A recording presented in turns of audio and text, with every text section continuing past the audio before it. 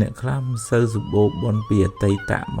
កវាមិនសូវបានទៅណាមកណាគេមិនសូវចូលចិត្តអីចឹងទៅជាតូចចិត្តមួម៉ៅខឹងគេមើលងាយអញក្រអីចឹងទៅអាបនចាស់យើងនោះវាមិនសូវសម្បូរផងចិត្តនឹងវាមួម៉ៅសៅមងគិតទៅពីចាប់កំហុសគេឃើញគេអាក្រក់ចេះអាក្រក់ចុះភ្លេចផឹងប្រែងហើយភាពសៅមងក្នុងចិត្តហ្នឹងវាប្រទាញរឿងអាក្រក់មកចូលក្នុងជីវិតនៅក្នុងភាសាធម៌លោកហៅថាបយោគវិបត្តិការរៀបចំជីវិតនឹងអត់ត្រូវដូច្នេះវាហៅបាបគ្នាវាចូលមកក្នុងជីវិតនឹងមកចឹងជីវិតនឹងកាន់តែដុនដាបទៅងឹតមើលអីលែងឃើញមកប៉ុន្តែបើគាត់គិតត្រូវវិញណាគាត់ទួស្គាល់ថាបនចាស់គាត់តិចអញ្ចឹងបានវាពិបាកអញ្ចឹងផឹងធ្វើបនថ្មីតស៊ូព្យាយាមចាំម៉ែចាំឪមានកតញ្ញូដឹងគុណទ្របធនតិចតួចធ្វើបនតាមតិចតួចប៉ុន្តែកុំឲ្យភ្លេចធ្វើបន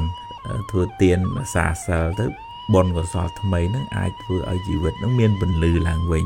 យើងម្នាក់សិតតែមានបនចាស់មកផ្សេងគ្នាប៉ុន្តែវាត្រូវការបនថ្មីនេះដើម្បីជួយបើកផ្លូវឲ្យបនចាស់ហ្នឹងឲ្យផល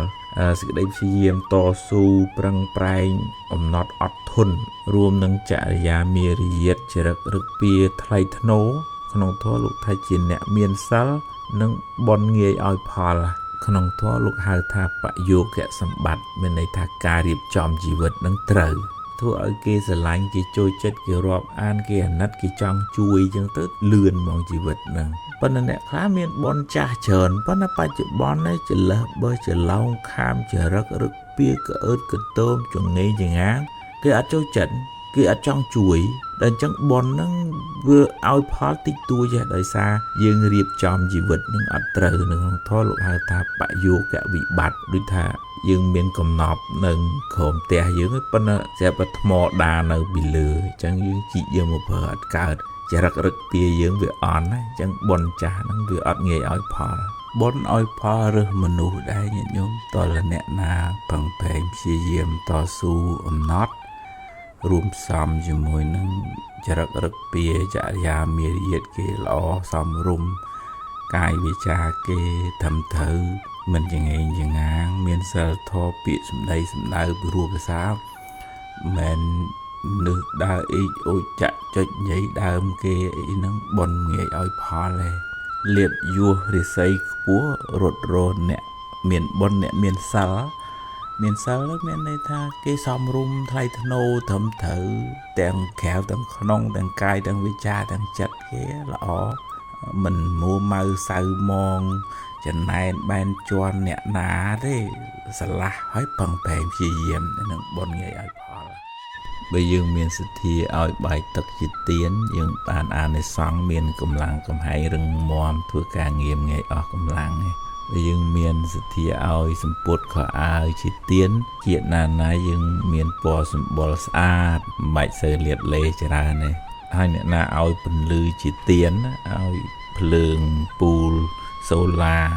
បូជាទៀនបំភ្លឺអ្នកនឹងមានភ្នែកល្អមានភ្នែកទឹកមានរឿងអីដឹងទាំងអស់ហើយអ្នកឲ្យយានជំនិះជាទៀនអ្នកនឹងបានសេចក្តីសុខយានទោសុខទោហោតិហើយអ្នកមានសទ្ធាបរិច្ចាគទីកន្លែងស្នាក់នៅផ្ទះសម្បែងទីពេទ្យសាលារៀនឬក៏កុដិសាលាថ្វាយព្រះសង្ឃ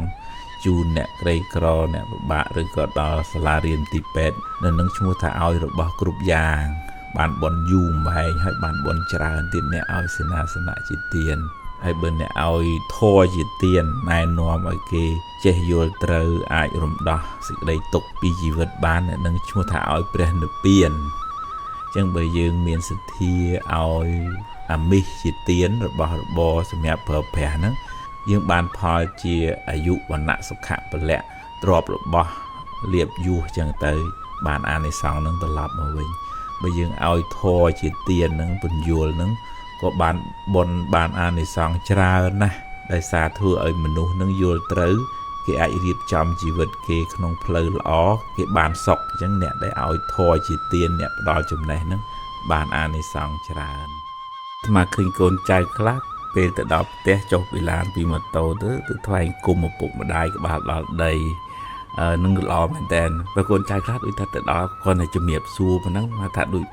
មិនទាន់គ្រប់គ្រាន់ដោយសារការជំរាបសួរនោះវាធ្វើជាមួយអ្នកណាក៏ធ្វើដែរអញ្ចឹងមកខែមនសនអដៅមួយឆ្នាំមួយខែបានទៅម្ដងអញ្ចឹងគ្រប់អោនលំទូនអរគុណគាត់ដែលបានចាំបីបាច់ថែសារហើយក៏បានជាគំរូល្អមួយដល់កូនចៅយើងដែរហើយជាបុណ្យកុសលសម្រាប់យើងហើយបើមានអីវ៉ៃវ៉ាន់អីយើងរៀបចំជូនគាត់ថ្វាយគុំហើយឲ្យកូនឲ្យចៅទៅជាមួយដើម្បីឲ្យកូនចៅហ្នឹងមើលគំរូយើងហើយពេលគេធំគេដឹងក្តីគេធ្វើអញ្ចឹងដាក់យើងវិញយើងឃើញកូនចៅល្អដឹងខុសដឹងត្រូវដឹងគុណដឹងទោសអញ្ចឹងយើងសប្បាយចិត្តដែរហើយកូនហ្នឹងគេបានបន់របស់គេទៅទៀតតែតាមពិតទៅការទំនុកម្ដងឪពុកម្ដាយហ្នឹងគួរធ្វើជារឿយៗជាប្រចាំមកកូនចៅបានបន់ច្រើនម៉ែឪជាស្រែបន់ក្នុងភាសាធម៌លោកហៅថាជាអាហុណៃយៈកូនចៅណាបានធ្វើបន់ជាមួយឪពុកម្ដាយហ្នឹងបានបន់ច្រើនណាស់ចម្រុងចម្រើនបន្ទាប់ពីភ្ជុំបិណ្ឌមកយើងថ្វាយគុំលាពុកម្ដាយក្បាលដល់ដីទៅម៉ែឪសប្បាយចិត្តឲ្យពរឲ្យជ័យយើងទទួលបានពរពីព្រះពេលទៅដល់ផ្ទះកូនចៅគួរទៅថ្វាយគុំឪពុកម្ដាយមិនគួរខ្មាស់អៀនណាគុំគួរត្រឹមតែជំរាបសួរដែរយើងបង្ហាញសេចក្តីគោរពសេចក្តីស្រឡាញ់នឹករលឹកដល់គាត់ហើយជាបុណ្យកុសលសម្រាប់យើងហើយក៏ជាគំរូមួយសម្រាប់កូនចៅរបស់យើងដែរហើយជាការរក្សាប្រពៃណីវប្បធម៌គោរពចាស់ទុំជាពិសេសការគោរពដឹងគុណចំពោះឪពុកម្ដាយហើយបុណ្យកុសលហ្នឹងក៏បានមកលើយើងវិញកូនចៅគេឃើញអញ្ចឹងគេធ្វើអញ្ចឹងដាក់យើងវិញដែរហើយបើយើងមានរបស់របរលុយកាក់អីយើងរៀបចំថ្វាយគុំជូនគាត់ឲ្យបានត្រឹមត្រូវទៅ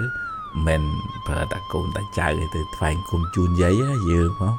ដើម្បីឲ្យកូនចៅនឹងបានយើងជាគំរូហើយគេត្រឡប់មកធ្វើជាមួយយើងអញ្ចឹងដែរនៅពេលដែលគេដឹងក្តីទៅតាមពិតទៅគួរទំនុកម្ដងឪពុកម្ដាយនឹងរឿយមិនមែនចាំបាច់តែដល់ខែមនសនដៅកូនចៅណាបានធ្វើបុណ្យជាមួយឪពុកម្ដាយដែលនៅរស់រានមានជីវិតនឹងបានបុណ្យបានកុសលច្រើនណាពីព្រោះឪពុកម្ដាយជាអាហុណៃយៈជាស្រែបុណ្យរបស់កូនចៅណាបានធ្វើបុណ្យជាមួយបានបុណ្យច្រើនហើយពេលត្រឡប់មកវិញយើងថ្វាយគុំលាឪពុកម្ដាយមកវិញមកយើងបានទទួលពរជ័យពីគាត់យើងបានសិរីសួស្ដីពរជ័យពីព្រះតែយើងគោរពបូជាទេវតាដោយម្ដេចទើបត្រឹមត្រូវទេវបលីមាន2មួយយើងឧទ្ទិសបុណ្យជូនទេវតាយើងធ្វើបុណ្យធ្វើកុសលហើយសូមជូនបុណ្យកុសលទេវតាថែសារនៅផ្ទះជានាងផ្ទះប្រភូមិរុក្ខទេវតាអារក្ខទេវតាសូមត្រេកអរអនុមោទនាបុណ្យខ្ញុំឲ្យសូមឲ្យបានសេចក្តីសុខចុះទី2យើងដាក់គ្រឿងដង្វាយបាយទឹកនំចំណីផ្កាផ្លែឈើជូនជាការសម្ដែងនៅការរាប់អានដូចជាយើងអ្នកនៅផ្ទះភូមិផងរបងជាមួយអញ្ចឹងប៉ុន្តែទេវតាគេមានបុណ្យច្រើនជាងយើងគេអាយុវែងជាងយើងគេមានសម្បត្តិល្អជាងយើងអញ្ចឹងយើងគោរពបូជាចំពោះទេវតាហ្នឹងក្នុងន័យថាយើងរាប់អានយើងគោរពយើងឲ្យតម្លៃប៉ុន្តែយើងមិនបកុលជោគវាសនាគិតតែពីបែបបន់សុំបួងសួងអីទេបើយើងមានចិត្តល្អជាមួយគេគង់តែនឹងបីបាច់ថែរក្សាយើងវិញហើយបើយើងមានបុណ្យគេត្រូវតែជួយយើងហ្មងគេមិនជួយគេមានទោសទៀតផងទេវបលីនឹងគឺការគោរពការឲ្យតម្លៃការផ្ដល់សេចក្តីស្រឡាញ់ការរាប់អានដល់ទេវតាប៉ុន្តែទេវតាមិនចេះតែជួយយើងបានគ្រប់រឿងទេតើយើងមានបុណ្យដែរទើបទេវតាជួយយើងបាន